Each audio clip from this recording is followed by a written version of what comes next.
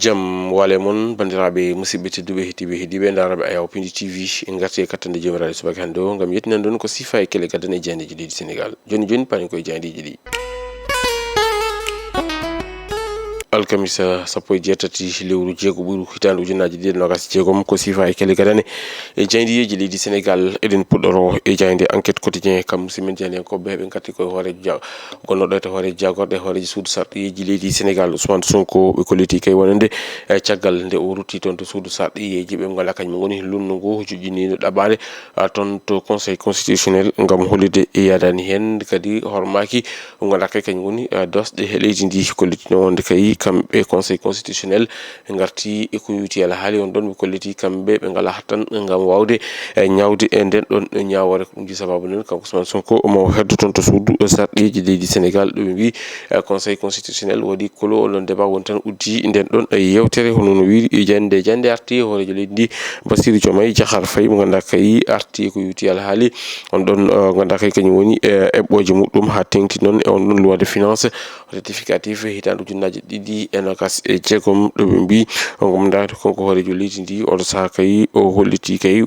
priorité woni ko ɓuuri ko heññerede ko yuti ala haali budgétaire o hono no wiiri e jayde ganduɗa kay kañum woni jayde wiyetende e jayde enquête quotidien ƴeewoyen e jayde Walf quotidien kam musidɓe janiyankoɓe ɓe garti on ɗon fannu ɓe mbi ko conseil des ministres hoorejo leydi ndi Bassirou Diomaye Diakhar Faye arti e wadde appuyé e on ɗon dette woni tan nden ɗon ñamande ganduɗa kay kañum woni ko yuti ala haali faggudu leydi ndi ko ɗum ko jande arti Ousmane Sonko hoorejo suudu sarɗiyeji leydi sénégal ɗo ɓe mbi kanko Ousmane Sonko en woni tan nde caggal nde opposition joƴƴineno ɗaɓade muɗum toon to suudu ganduɗa kay kañum woni conseil constitutionnel ko yuti ala haali e réintégration makko toon to suudu sarɗiyeji leydi sénégal ne woni tan nde kamɓe conseil constitutionnel ɓe kolliti kay ɓe ngala haɓɓam wawde artude on ɗon fannu woni tan wawde haalde on ɗon fannu hono no wiiri kam musidmen e jaydiyan koɓɓe jande arti e ko yuti ala haali faggudu leydi sénégal ɓe garti noon e on ɗon chronique mo ganduɗa ɓe dokki ɗum on ɗon chroniqueur mo ganduɗa kay kañum woni Ousseynou Gueye kanko noon arti ko yuti ala haali rapport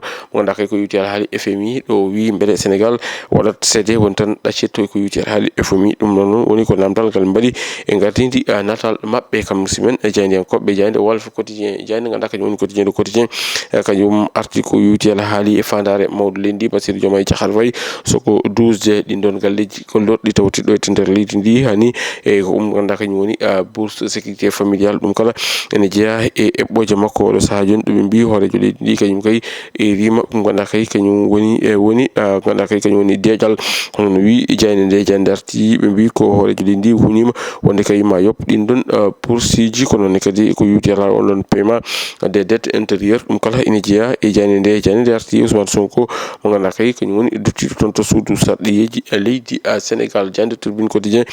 kañum arti ko eko yuti ala haali o mo ganduɗa kañum woni Khadim Ba mo ganduɗa kay ma won hande lebbi nogas omona e suudu dumbirɗo ɗo ɓe mbi gueɗe nde waɗa placé en garde à vue ha joni de kanko Khadim Ba omona heddi toon to suudu dumbirɗo ko ɗum ji sababu noon ɓe mbi kanko Khadim Ba beele o wona otage mo systéme o ɗum woni namdal ngal mbaɗi kamɓe musidɓe janiyankoɓe e gardidi natal mabɓe kamɓe jayde Tribune quotidien honno jayde waɗiri ɓe garti noon eko yuti ala haali conseil constitutionnel mo ganduɗa kay jabtima eko yuti ala haali gartugol Ousmane Sonko toon to suudu sarɗiyeji leydi sénégal ɓe kollitino kamɓe kay ɓe ngala hattan walla haɓɓu gam wawde haalde eko yuti e kan ɗon haala jayde libération kañum noon arti ko yuti ala haali ɗen ɗon ɗalle ɗe ndewani lawol ɗalle suudori ɓe kolliti kay ko woni yinnoɓe ummade ɗo ete lamorgo ngo Dakar gam yaɓande toon to Barça walla Barzak ɓe mbi kam musidɓe janiyankoɓe kollitino wonande kay ko on ɗon départ waɗa o déjuillet woni tan on ɗon départ woni kay mo wattidaki latat mono jogono wadde ko toon to Soumbédioune toyde ɓe kolliti noon e ɓen ɗon yinnoɓe wadde ɗen ɗalle suudori ɗen tawetno hen sukaɓe ɗiɗo taw ko rofolɓe hono no wiiri e jayde ganduɗa kay kañum woni e jayde wiyetede libération jayde Sud Quotidien kañum arti koye on ɗon recours mo ganduɗa kay opposition juƴƴini ɗum toon to conseil constitutionnel ko yuti e ala haali gartugol Ousmane Sonko toon to suudu sarɗiyeji leydi sénégal ɓe kolliti toon ɓen ɗon ganduɗa kañum woni 7 sagen ɓe ene woni tan de ɓe garti e wasde may jogade hattan gam wawde artude ko yuti on ɗon fannu ko ɗum ji sababu noon kanko Ousmane Sonko mo heddoton to suudu saɗiji leydi Sénégal jande arti hoorejo leydi ndi Bassirou Diomaye Diakhar Faye e gundon batu jagode ganduɗa ko yuɓɓini ɗum arti noon ko yuti haali cap mo ganduɗa ko waɗi fixé le cap ko yuti haali croissance mo leydi Sénégal ɗum woni ko tawate e jande arti e on ɗon démarrage ko yuti haali on ɗon CFO mo ganduɗa kay ene yuɓɓini ɗo e nder leydi Sénégal mi kolliti noon jagoɗo